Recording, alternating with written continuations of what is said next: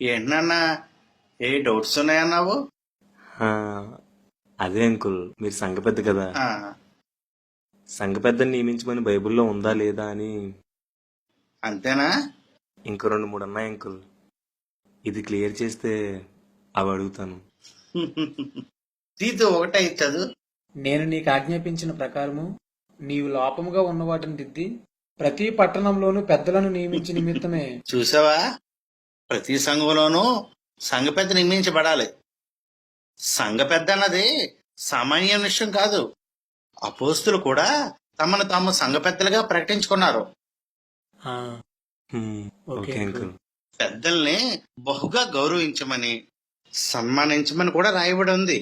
పెద్ద అంటే ఆ రేంజ్ అన్నమాట. నిజమే అంకుల్. అందుకే చూసావా, మొన్న ఈ పదవి కోసం ఎంత కాంపిటీషన్ అయింది. హ, అయినా మనమే నెగ్గాం. అవును అంకుల్. అవును అంకుల్. అంకుల్, నా నెక్స్ట్ డౌట్ ఏంటంటే, బైబిల్లో ఎవరిని ఏ పనికి నియమించాలన్నా వాళ్ళకు కొన్ని అర్హతలు నిర్దేశించబడతాయి కదా. సంఘ పెద్దల అర్హతల కోసం ఏమన్నా రాయబడిందా అని. ఎందుకు రాయబడలేదు? తీతు మొదటి అధ్యాయం 6 నుంచి 9 వరకు చదువు. ఎవడైనను నిందారహితుడును ఏకపత్ని పురుషుడును దుర్వ్యాపారం విషయము నేరం మోపబడిన వారై అవిధేయులు కాక విశ్వాసులైన పిల్లలు గలవాడునై ఉన్న ఎడల అట్టి వానిని పెద్దగా నియమింపవచ్చును. ఎందుకనగా అధ్యక్షుడు దేవుని గృహ నిర్వాహకుని వలె నిందారహితుడై ఉండవలెను. అతడు స్వేచ్ఛాపరుడును ముక్కోపియు మద్యపానీయు కొట్టువాడును దుర్లాభమును అపేక్షించువాడును కాక అతిథి ప్రియుడును సజ్జన ప్రియుడును స్వస్థబుద్ధి గలవాడును నీతిమంతుడును పవిత్రుడును ఆశా నిగ్రహం గలవాడునై ఉండి తాని హితబోధ విషయమై జనులను హెచ్చరించుటకును ఎదురాడివారి మాట ఖండించుటకును శక్తి గలవాడగినట్లు ఉపదేశమును అనుసరించి నమ్మదగిన బోధన గట్టిగా చేపట్టుకుని వాడునై ఉండవలెను. చూసావా, సంఘ పెద్ద గురించి ఎన్ని చోట్ల రాయబడిందో. ఇంకేమైనా డౌట్లున్నాయా? ఇంకా ఒకే ఒక డౌట్ ఉంది అంకుల్, కానీ అడిగితే మీరేమనుకుంటారో అని. మ్మ్, ఏదైనా అడుగునన్నా, క్షణాల్లో క్లియర్ చేసేస్తాను. సంఘ పెద్దకు ఉండాల్సిన లక్షణాలు దేవుడు చెప్పాడు కదా, ఆ లక్షణాలు మీలో ఉన్నాయా?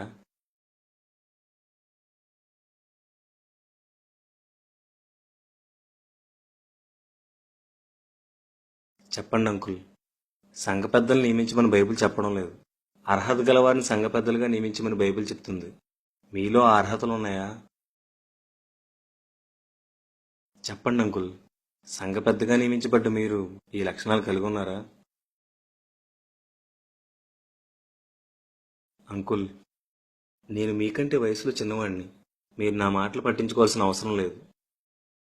కానీ ఇప్పుడు నేను నా మాటలు చెప్పడం లేదు, దేవుని పక్షంగా నిలబడి వాక్యాన్ని చెప్తున్నాను. మీరు అనుమతిస్తే మీతో కొన్ని విషయాలు మాట్లాడాలనుకుంటున్నాను. సంఘాలు ఎందుకు అంకుల్ ఎలా ఉన్నాయి? ఎందుకు క్రైస్తవులు నానాటికి ఆత్మీయ స్థితిలో దిగజారిపోతున్నారు అంకుల్? దీనికి కారణం సాతాను కాదు అంకుల్, మనమే. ఆదిమ సంఘ కాలం నుండి సాతాను ఉన్నాడు, కానీ నాటి సంఘం పరిశుద్ధ మార్గంలో నడవగలిగింది. ఈరోజు ఎటు చూసినా సంఘంలో పాపాలు దుర్బోధులే కనిపిస్తున్నాయి. నిజంగా కారణం మనమే అంకుల్. అర్హత లేని వాళ్ళు నాయకత్వ స్థానంలో ఉంటున్నారు, విశ్వాసులు అమాయకత్వంలో ఉంటున్నారు. అందుకే సాతాను సింహాసనం వేసుకుని మన సంఘాల్లో ఉంటున్నాడు. అంకుల్, మీకు వాక్యం తెలుసు. మీరు సంఘ పెద్దగా నిలబడాలనుకునే ముందు ఆ అర్హతలు మీకు ఉన్నాయో లేదో ఎందుకు ఆలోచించలేదు? ఇదేమి పంచాయతీ మున్సిపాలిటీ కాదు కదా అంకుల్, ఇది దేవుని సంఘం, దేవుని ఆస్తి. మీరెందుకు భయపడలేదు అంకుల్? నీ ప్రశ్నలకు నా దగ్గర సమాధానం లేదు నాన్న. అంకుల్, సంఘ పెద్ద అంటే గౌరవాన్ని కోరుకునే పదవి కాదు, కష్టపడి పనిచేసే బాధ్యత. దేవుడు సంఘ పెద్దలను నియమించండి అని రాయించింది చప్పట్లు కొట్టించుకోవడానికి, సన్మానాలు చేయించుకోవడానికి కాదు, పొగిడించుకోవడానికి, పదవుల కోసం పోట్లాడుకోవడానికి కాదు. అపోస్తల కార్యాలు 15వ అధ్యాయం ప్రకారం సంఘంలోనికి ఎవరైనా దుర్బోధకులు ప్రవేశించి విశ్వాసుని చెడగొడుతుంటే సంఘ పెద్దలు వెళ్లి విశ్వాసుల్ని కలిసి ఆ దుర్బోధల గురించి సంపూర్ణ వివరణ ఇవ్వాలి. మన సంఘస్థులు మార్మన్స్ కలుస్తున్నారని మీకు తెలుసు, సబ్బాత్ ఆరాధికులు కలుస్తున్నారని మీకు తెలుసు. 4 నెలల క్రితం ఇద్దరు యవనస్తులు యెహోవా సాక్షులు కలిసిపోయారని కూడా మీకు తెలుసు. ఇప్పటికొచ్చి ఒక్కసారైనా చర్చిలో దుర్బోధల గురించి వివరించారా? సంఘస్థుల్ని వ్యక్తిగతంగా కలిసి హెచ్చరించారా? అసలు వాళ్ళు ఏం బోధిస్తారో మీరు తెలుసుకున్నారా? వాళ్ళ బోధ గురించి అధ్యయనం చేశారా? లేదు. అంకుల్, ప్రతి సంఘం మీద ఈ దుర్బోధల దాడులు జరుగుతూనే ఉన్నాయి. కష్టపడి సంపాదించిన ఆత్మలను వారు దొంగిలిస్తూనే ఉన్నారు. రోజు రోజుకి ఈ శాఖలు అభివృద్ధి చెందుతూనే ఉన్నాయి. కారణం ఏంటి అంకుల్? నేను చాలా బాధపడుతున్నాను అంకుల్. అపోస్తల కార్యాలు 20 అధ్యాయంలో పౌలు సంఘ పెద్దలను పిలిపించి ప్రభు తన స్వరక్తం కార్చి సంపాదించిన సంఘాన్ని తోడేళ్ల నుంచి రక్షించమని కన్నీరు కార్చి చెప్పాడు. కానీ ఇప్పుడు జరుగుతున్నది ఏంటి అంకుల్? సంఘాన్ని కాపాడవలసిన మేము నిద్రపోతున్నాం. తోడేళ్ళు వచ్చి గుర్రెల్ని ఎత్తుకెళ్ళిపోతున్నాయి. ఎప్పుడూ సంఘస్థుల దగ్గర ఎలా గుర్తింపు పొందాలనే ఆలోచనే కానీ సంఘాన్ని ఎలా కాపాడాలన్న ఆలోచన నాకు ఎప్పుడూ లేదు. మీరేంటి అంకుల్, చాలా మంది ఇలానే ఉన్నారు. అధికారం కోసం ఆరాటం, పొగడతల కోసం ప్రాకులాట తప్ప సంఘం కోసం శ్రమించి పెద్దలు కనిపించడం లేదు. యాకోబు పత్రిక 5వ అధ్యాయం 14వ వచనంలో సంఘస్థులు ఎవరికైనా అనారోగ్యంగా ఉంటే సంఘ పెద్దలు వెళ్లి ప్రార్థించాలని రాయబడింది. ఇప్పటికొచ్చి ఒక్కసారైనా సంఘస్థులకు బాగోకపోతే వెళ్లి ప్రార్థించారా? వాళ్ళని ధైర్యపరిచారా? లేదు. ఏంటంకుల్ ఇది? మిమ్మల్ని అతిగా గౌరవించకపోతే ఫీల్ అవుతారు. కానీ బైబిలు బాగుగా పాలన చేసే పెద్దలనే ఎక్కువగా గౌరవించమంటుంది. ఎందుకంకుల్ మిమ్మల్ని ఎక్కువగా గౌరవించాలి? 1 పేతురు 5వ అధ్యాయం 3వ వచనంలో పెద్దలు మందపై అధికారం చూపక మందకు మాదిరిగా ఉండాలని రాయబడింది. మీలో అధికారం తప్ప మాదిరి నాకెప్పుడు కనిపించలేదు అంకుల్. నేనింతకు ముందు వెళ్లిన సంఘంలో 12 మంది సంఘ పెద్దలు. ఆ 12 మందిలో ఒక్కరు మాత్రమే మాదిరి కలిగిన వ్యక్తి. మిగిలిన 11 మందిలో త్రాగుబోతులు ఉన్నారు, దుర్వ్యాపారం చేసేవాళ్ళు ఉన్నారు, వివాహేతర సంబంధాలు కలిగిన వాళ్ళు ఉన్నారు, పిల్లల్ని సరిగ్గా పెంచలేని వాళ్ళు ఉన్నారు, కోపిష్టులు, డాంబికులు ఉన్నారు, సిగరెట్లు కాల్చేవాళ్ళు, ధనాపేక్ష కలిగిన వాళ్ళు, దోషకులు ఉన్నారు. వీళ్ళెవరూ కనీసం విశ్వాసులుగా పిలువబడ్డానికి కూడా అర్హులు కారు. అలాంటిది వాళ్ళక్కడ సంఘ పెద్దలు. వీళ్ళ వల్ల ఇంకొంతమంది చెడిపోయేవారు. వాళ్ళ దగ్గరికి వెళ్ళి ఇదంతా చెప్పినందుకు నన్ను కొట్టి మరీ తరిమేశారు అంకుల్. మీకు వాళ్లకు ఒక ముఖ్యమైన తేడా చూశాను. వాళ్ళలో తప్పులు చెప్తే నన్ను తరిమేశారు. నేను మీలో తప్పులు చెప్తే మీరు తలదించుకున్నారు. మీ నుండి ఈ లక్షణాన్ని నేను నేర్చుకుంటున్నాను అంకుల్. నిజానికి నాలో తప్పులు ఎవరైనా చెబితే నాకు చాలా కోపం వచ్చేది.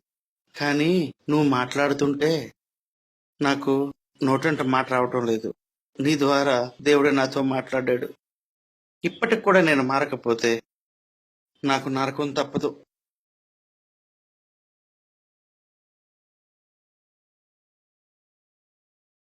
అంకుల్, మీతో ఇంకొక విషయం మాట్లాడాలి. చెప్పు నాన్న. మీ అబ్బాయి సంఘంలో పరిచారకుడుగా ఉన్నాడు. చర్చిలో ఏ ఈవెంట్ జరిగినా వాలంటీర్గా ఉంటూ పార్టిసిపేట్ చేస్తున్నాడు. ఒకడు పరిచారకుడుగా ఉండాలంటే అతడు పరీక్షించబడాలని, అతడు అనింజుడైతేనే పరిచారకుడిగా ఉండడానికి అర్హుడని బైబిల్ చెప్తుంది. మీ అబ్బాయిని ఎవరు పరీక్షించారు? ఎవరు అనింజుడని తేల్చారు? మీ అబ్బాయిని సినిమా థియేటర్ దగ్గర చూశాను, అమ్మాయిల కాలేజీ దగ్గర చూశాను. ఎప్పుడూ చర్చికి టైంకి రాడు.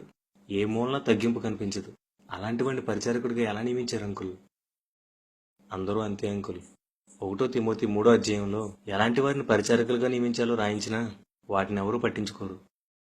అర్హత లేని వాళ్ళని మ్యూజిషియన్స్గా, క్వైర్ లీడర్స్గా, వాలంటీర్స్గా నియమిస్తున్నారు. వాళ్ళని చూసి ఇంకొంతమంది చెడిపోతున్నారు.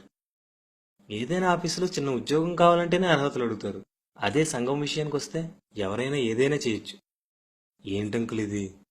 ఎటుపోతున్నాం మనం?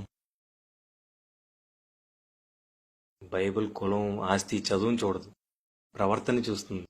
మనం ప్రవర్తనని చూడం, కులం, ఆస్తి, చదువును చూస్తాం. అందుకే అన్ని కోణాల్లోనూ దిగజారిపోయాం. సమాజంలో సాక్ష్యం లేని వారిగా ఉన్నాం. స్టీఫెన్, నేను సంఘ పెద్దగా ఉండడానికి పనికిరాను. నేను విరమించుకుంటాను. అంకుల్, మీరు సంఘ పెద్దగా ఉండకూడదనేది నా ఉద్దేశం కాదు. ఒక సంఘ పెద్ద ఎలా ఉండాలని బైబిల్ చెప్తుందో అలా మీరు ఉండాలనేదే నా ఉద్దేశం. మీ ప్రవర్తనలో లోపాలను సరిచేసుకోండి. మీ బాధ్యతను గుర్తు చేసుకుని సంఘంలోని లోపాలను సరిచేయండి. మిమ్మల్ని చూసి ఇతర సంఘ పెద్దలు కూడా ఇన్స్పైర్ అవ్వాలి. మేమేమైనా మిమ్మల్ని బాధపరిస్తే మాత్రం క్షమించండి అంకుల్. నేనే నీకు థ్యాంక్స్ చెప్పాలనుకుంటే నువ్వు నాకు సారీ చెప్తావేంటి?